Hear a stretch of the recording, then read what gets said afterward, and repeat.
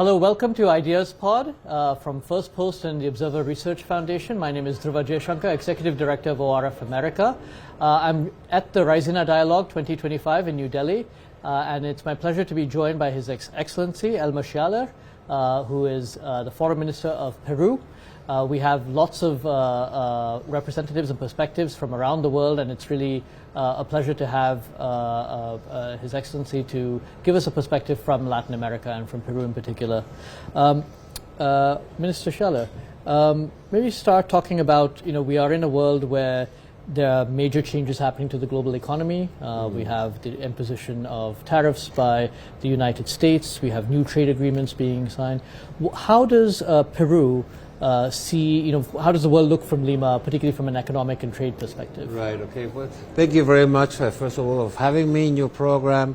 I'm very happy to have the opportunity to talk about a little bit about Peru here in India, in this part of the world, which is so close and so far at the same time from my country. Yes, indeed, we have many changes coming. We saw some of these changes already coming in the past, and now we have additional fluidity, I would say, in the international relations. And concerning Peru, in the economic aspect, I have to say that after the pandemic, which was a down for every single country in the world, we have recovered quite well. Then we had 2 or 3 years of a stalled economic growth, but now we are growing at a pace which is one of the best numbers, 3.3% GDP yearly in growth, one of the better numbers of Latin America. So we are working hard. We have a very diversified export economy, which is basically based in minerals, several minerals, amongst them many of these so-called critical minerals that we can talk about afterwards, and of course agribusiness.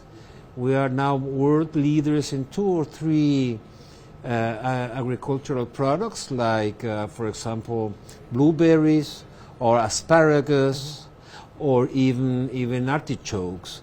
So I think we are doing quite well. We, of course, need to grow much more.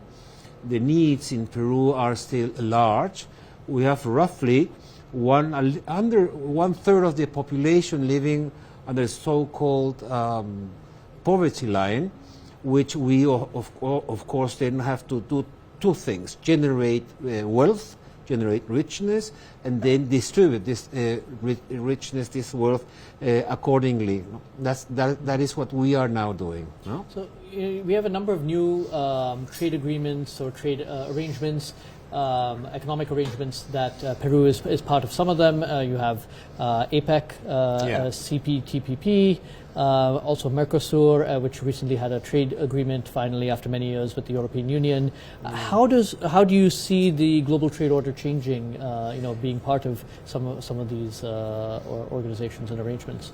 Yes, one very important Indian economist, Mr. Bhagwati, yes, spoke about the so-called noodle soup concerning trade agreements. No, well, Peru, unfortunately or fortunately, in this time that we are living, we are part of that particular noodle soup or spaghetti soup. No, spaghetti bowl.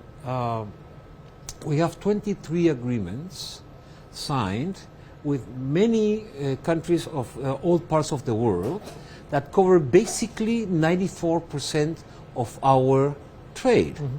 So in this sense, unless there's something very, very serious going on, we have a very stable scenario for our products. Mm-hmm. That doesn't mean that we are actively looking for alternatives, that in one case we have problems, or there would be problems in 1 or 2 areas. How can we reconduct those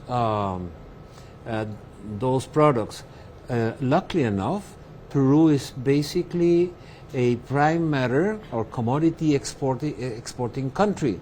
We are striving to become also an exporting country of more specialized products. But right now, our products can be easily reconducted in one or the other areas should one of these third area have a problem. I want to shift a little bit to geopolitics. There was a lot of attention given to internationally to a visit by China's leader Xi Jinping to Peru, investments by China in ports in Peru, and part of the backdrop was the idea that there was greater geopolitical competition between the U.S. and China, particularly extending to the Western Hemisphere. How do you see these developments playing out? Are you concerned about greater competition between the U.S. and China? Well, I've heard already these arguments by some friends of ours in the United States, and in reality, this is something like an ex-post theorization of what really happened. What happened in Peru and in Latin America is that it ceased to be a rather interesting economic area for the United States. And then you had other countries, not only but specifically China, who saw the opportunity to invest in Peru. No? We had 15 years ago a trade, for example, amount of roughly $9 billion with both countries, China and Peru. No? 15 years later, after signing on different dates our bilateral FTAs with both countries, we have with the United States a trade amount, total trade amount of around $20 billion, compared to the $30 billion that we have with China. So we have 1/3 more trade with China than with the United States, being an open, leveled playing field for all players, trade and business and investments in Peru. And the same thing I can say, or even worse in the figures for the United States. Unfortunately, we have about $33 billion investment from China in Peru, compared to $10 billion of the United States. And I've told my American friends, hey, look, you have investment opportunities in many sectors in Peru. We have what we call an infrastructure investment opportunities for over $140 billion. Anything you can, you think you can name it, you have it. Trains, electricity, telecommunication, bridges, roads, hospitals, school, everything. $140 billion investment opportunity, which is of course also absolutely open, and we were more than glad that Indian investors come to take advantage of that particular opportunity. But this is not all. We have also more than $63 billion of investment opportunities in mining projects, projects that are ready to be financed, but they are there because financing is still lacking. So, I mean, this is not. That's why I say this is an ex-post theory about that there is like a confrontation in Peru. Well, there's no confrontation in Peru between any countries, the United States or China. What we are trying to do, we Peruvians, we try to develop ourselves. That's what we call a active neutrality. So you mentioned mining. One area of considerable and growing interest around the world is minerals, particularly what are called critical minerals. What are some of the areas where Peru sees itself as a potential provider? It has large reserves of, and how concerned are you about bringing some of that processing and associated other technology, other parts of the value chain to Peru as well? Yes, well, I think the last part of your argument is very important for us. We want to keep on selling raw materials, of course, but it's also our aspiration to become part of the value chain by transforming to some extent, no, if not the whole percent of the transformation value chain of these minerals in Peru. We have from these so-called around 17 critical minerals, we have around 7 or 8. We have zinc, we have copper, of course, we have iron, we have bismuth, we have indium, we have graphite, and we have, of course, a lithium.